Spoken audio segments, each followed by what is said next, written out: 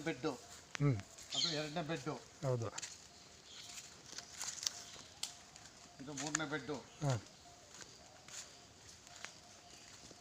ಇದು ನಾಲ್ಕನೇ ಬೆಡ್ಡು ಎಲ್ಲ ಕಂಪ್ಲೀಟ್ ಆಗಿದೆ. ಓಕೆ. ನಮ್ಮ ಹರೀಶ, ಮಾದೇವ, ಹೊನ್ನಪ್ಪಿ, ಓನರು ಕುಮಾರ ಮೂರು ಜನನೂ 3 ಡೇಸಿಂದ ಸತತವಾಗಿ ಇದಕ್ಕೆಲ್ಲ ತುಂಬಿಸಿದ್ದಾರೆ. ಎರೆಹುಳದ ಘಟಕ ಇದು, ಎರೆಹುಳ ಗೊಬ್ಬರದ್ದು ನೋಡೋಣ. ಇದೆಲ್ಲ ಮೇಲ್ಗಡೆಗೆಲ್ಲ ಒಳಗಡೆಗೆಲ್ಲ ಅಡಿಕೆದು ಇದೆಲ್ಲ ಹಾಕಿ ಮೇಲ್ಗಡೆಗೆ ಬಾಳೆದು ಇದನ್ನೆಲ್ಲ ಹಾಕಿದ್ದಾರೆ. ತುಂಬ ಚೆನ್ನಾಗಿ ಬರುತ್ತಂತೆ. ಎರೆಹುಳುಗಳಿಗೆ ಇದು ತುಂಬ ಇಷ್ಟ ಅಂತೆ. ತುಂಬ ಚೆನ್ನಾಗಿ ಮಾಡ್ತಾಯಿದ್ದಾರೆ ಎಲ್ಲ. ತುಂಬ ಈಗೆಲ್ಲ ಆ ಕಡೆ ಈ ಕಡೆ ಎಕ್ಸಸ್ ಲೋಡ್ ಆಗಿರೋದಕ್ಕೆ ಎಲ್ಲ ಒಂದೊಂದು ದೆಬ್ಬೆಗಳನ್ನ ನಮ್ಮ ಮಾದೇವ ಒಂದೊಂದು ದೆಬ್ಬೆಗಳು ಹೊಡೆಯೋದಕ್ಕೆ ಒಂದು ಗೂಟ, ಈ ಥರ ಗೂಟ ಮಾಡಿ, ಈ ಥರ ಎಕ್ಸಸ್ ಲೋಡ್ ಆಗಿರೋದಕ್ಕೆ ಈ ಥರ ಗೂಟ ಮಾಡಿ ಒಂದೊಂದು ಎಕ್ಸ್ಟ್ರಾ ಅಡಿಷನಲ್ ಫಿಟ್ ಮಾಡ್ತಾಯಿದ್ದಾರೆ. ನೋಡಿ ಇಲ್ಲಿ ಮಾಡ್ತಾಯಿದ್ದಾರೆ. ಈ ಥರ ಇದೇ ಇದರಲ್ಲಿ ಮಾಡ್ತಾಯಿದ್ದಾರೆ ಇವಾಗ.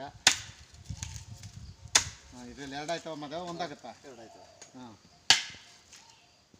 ಈ ಥರ ಮಾಡ್ತಾರೆ.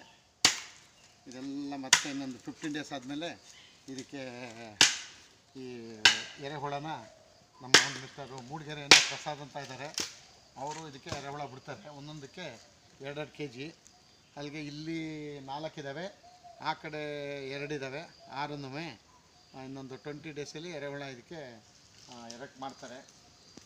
ಎರೆಹುಳ ಬಿಟ್ಟು ಅಲ್ಲಿಂದ ಸ್ಟಾರ್ಟ್ ಆಗುತ್ತೆ. ಅಲ್ಲಿಂದ 90 ಡೇಸ್ ಹೇಳಿದ್ದಾರೆ. 90 ಡೇಸ್ಗೆ ನಮ್ಮದು ಆಲ್ಮೋಸ್ಟ್ ಅಲ್ಲೂ ಗೊಬ್ಬರ ಕಂಪ್ಲೀಟ್ ಬರುತ್ತೆ ಅಂತ.